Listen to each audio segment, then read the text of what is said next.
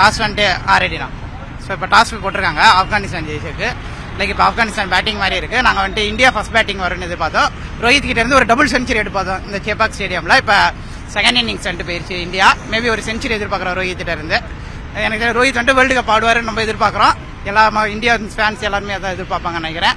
Zaid Sabarish bro, நாங்கள் வேளச்சேரியிலேருந்து வரோம்.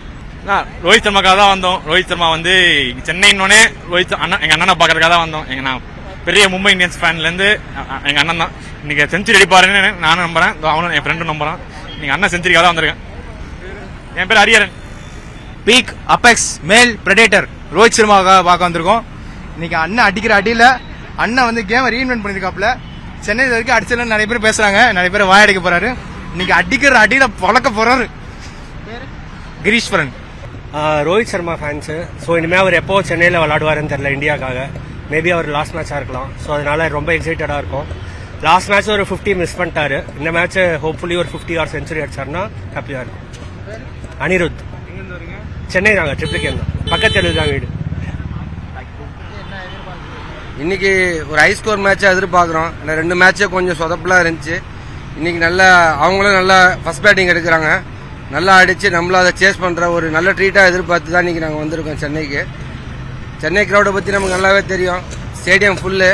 இன்னைக்கு செம்ம ட்ரீட்டாக இருந்தால் நாங்கள் ரொம்ப சந்தோஷப்படுவோம். விராட் இல்லை, ப்ளஸ் ஹத்திக் இல்லை, ரோஹித் இருக்காரு, இன்னைக்கு பும்ரா இல்லை, ப்ளஸ் வந்து நிதிஷ் ரெட்டிக்கு வாய்ப்பு கொடுத்துருக்காங்க, பிரதீஷ் கிருஷ்ணனுக்கு வாய்ப்பு கொடுத்துருக்காங்க. இவங்களோட பர்ஃபார்மன்ஸ் நல்லா இருக்குன்னு எதிர்பார்க்குறோம். என்னோட பேர் சந்தோஷ்குமார். நாங்கள் தாம்பரத்துலேருந்து வரோம். நாங்கள் அப்போலோ டேஸ்ல ஒர்க் பண்ணுறோம். நாங்கள் தான் லீடிங் ஸ்பான்சர் இந்த இந்தியன் டீமுக்கு. We are proud. Thank you. Rohit Sharma last மேட்ச்னு சொல்றாங்க, பட் தெரில. நான் ஒரு பெரிய ரோஹித் லாஸ்ட் மேட்ச்னு சொல்றாங்க, நான் தெரில. நான் பெரிய ரோஹித்தோட ஃபேனு. ஸோ அவர் 27 வேர்ல்ட் கப் வரைக்கும் ஆடணும் தான் எல்லாரோட ஆசையும்.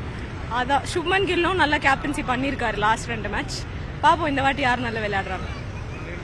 அகல்யா இன்னைக்கு மேட்ச் பார்க்க வந்திருக்கோம். ரொம்ப நாள் கழிச்சு ஓடிஐ மேட்ச். 5 ஓடிஐ வந்தால் நல்லா இருக்கும். ஆனால் 3 தான் வைக்கிறாங்க. ப்ராபப்ளி தான் ரோஹித் சர்மாவோட லாஸ்ட் ஓடின்னு சொல்றாங்க.